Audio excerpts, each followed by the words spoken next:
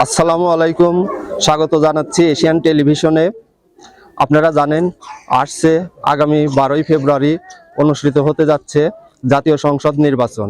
এই নির্বাচনকে সামনে রেখে সারা দেশের বিভিন্ন দলের মনোনীত প্রার্থীরা প্রচারণায় ব্যস্ত সময় পার করছেন।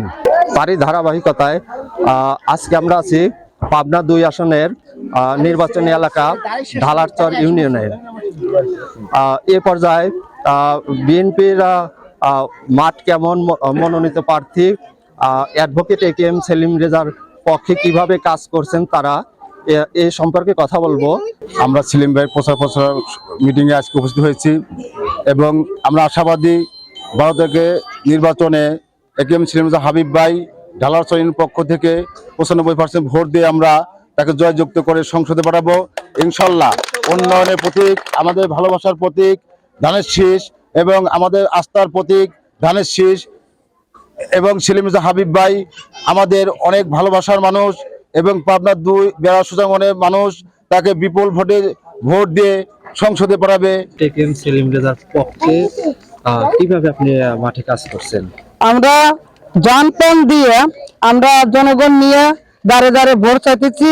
আল্লাহর মর্জি আমাদের ঢালারচর ইউনিয়ন আমরা বিপুল ভোটে তার পাস করাবো। হিসাবে অ্যাডভোকেট একেএম সেলিম রেজা হাবিব কেমন মানুষ? সে একটা সৎ লোক, সে একটা ভালো লোক। হে সপ্তাহে 2 দিন রোজা রাখে।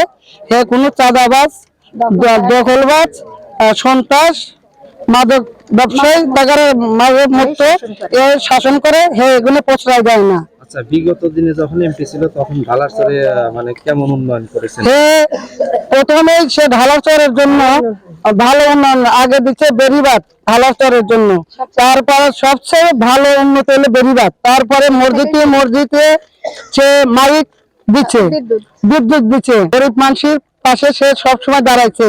আর 17 বছর সে নির্যাতন, আমরাও নিজেরাও নির্যাতন, তারপরে সে যত নির্যাতন সে থাকছে, তারপরে তার ডাক দিলে আমরা তার পাশে পাইছি। অ্যাডভোকেট একেএম সেলিম রেজার একজন নিবেদিত কর্মী হিসাবে আপনি কিভাবে তার পক্ষে মাঠে কাজ করছেন? বিসমিল্লাহির রহমানির রহিম। অবশ্যই ভালোভাবেই কাজ করছি।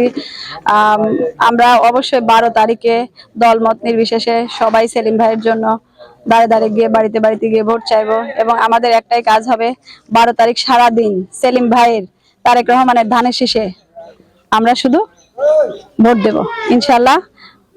মানে আমরা বিপুল পরিমাণে ভোট দিয়ে সেলিম ভাইয়ের বিজয়ী করে সংসদে প্রেরণ করব, এটাই আমাদের আশা। শুনছিলেন ওনারা কিভাবে অ্যাডভোকেট একেএম সেলিম রেজার পক্ষে কাজ করছেন। তো এই ছিল পাবনা 2 আসন থেকে আলমগীর কবির পল্লব, এশিয়ান টেলিভিশন, পাবনা।